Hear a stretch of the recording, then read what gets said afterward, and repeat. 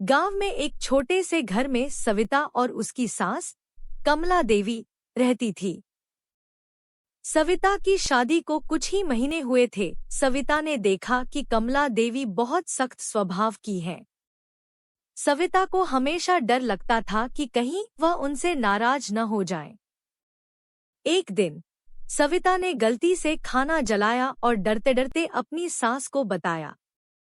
कमला देवी ने जला हुआ खाना को कुत्ते को दे दिया और बिना कुछ कहे दूसरा खाना खुद से बनाई और सविता से कहा, कोई बात नहीं बेटा, सभी से गलती होता है। सविता हैरान थी। उसने सोचा था कि उसकी सास नाराज होंगी, लेकिन उन्होंने प्यार से बात की। धीरे धीरे सविता ने महसूस किया कि कमला देवी की सख्ती के पीछे भी एक गहरा प्यार छिपा है। एक दिन सविता बीमार पड़ गई। कमला देवी ने उसकी देखभाल की, उसकी पसंद का खाना बनाया और उसे दवाइयां दी।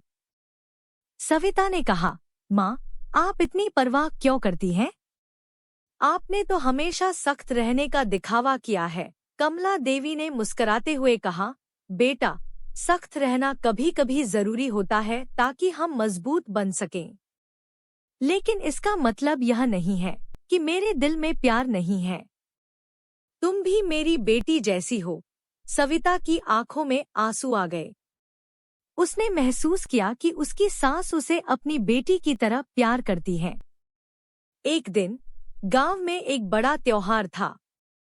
कमला देवी ने सविता को नए कपड़े दिए और कहा, ये कपड़े मैंने तुम्हारे लिए बनवाए हैं।